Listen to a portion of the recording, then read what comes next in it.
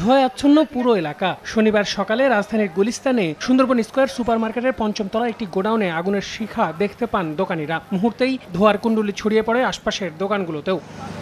খবর পেয়ে তাৎক্ষণিক ফায়ার সার্ভিসের কয়েকটি টিম ঘটনাস্থলে পৌঁছায়। পরে একে একে যোগ দেয় 9টি ইউনিট। আগুনের তীব্রতা খুব বেশি না হলেও ধোঁয়ার কুণ্ডলীর কারণে ফায়ার সার্ভিসের কর্মীদের আগুন নেভাতে গিয়ে বেগ পেতে হয়। তার উপর দোকানের মালামাল সরাতে ব্যবসায়ীরা বারবার ভেতরে ঢোকার চেষ্টা করে। এ সময় মাইকিং করেও মার্কেট খালি করতে বেগ পেতে হয় ফায়ার সার্ভিসের কর্মীদের। এ কাজে তাদের সহায়তা করে সেনাবাহিনী।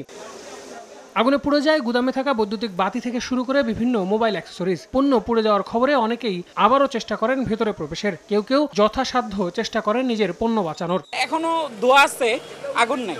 হয়তো 10-12টা গোডাউন পড়ছে। দোকানে মালামাল আছে, মালামালগুলো ভিজে যেতেছে, এগুলো সব ইলেকট্রিক মাল। শুক্রবার বন্ধ থাকা এই মার্কেটে পরের দিনের শুরুতেই এমন ঘটনায় হতবিহ্বল হয়ে পড়েন অনেক ব্যবসায়ী। যদিও আগুনের ঘটনায় এখনো কোনো হতাহতের খবর পাওয়া যায়নি।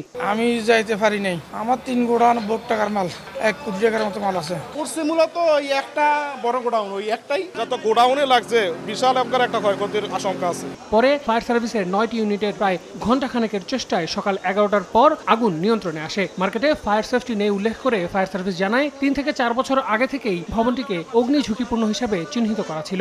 এই মার্কেটে ফায়ার সার্ভিস সিভিল ডিফেন্সের কোনো সেফটি প্ল্যান নাই এবং বারবার আমরা নোটিশ দিয়ে যাচ্ছি, কোনো অগ্নি নিরাপদ ব্যবস্থাও নাই। আমরা প্রতিবারেই কিন্তু এই বিল্ডিংটাকে আমরা একবার অগ্নি নির্বাপনের ঝুঁকিপূর্ণ ভবন হিসাবে চিহ্নিত করেছিলাম। এলোমেলো তারের কারণেও কিন্তু আগুনটা একদিক থেকে অন্যদিকে চলে গেছে এবং প্রচণ্ড ধোঁয়া সৃষ্টি হয়েছে। প্রাথমিকভাবে আগুন লাগার কারণ এবং ক্ষয়ক্ষতির পরিমাণ জানা যায়নি। আল আমিন তুষার, সময় সংবাদ, ঢাকা।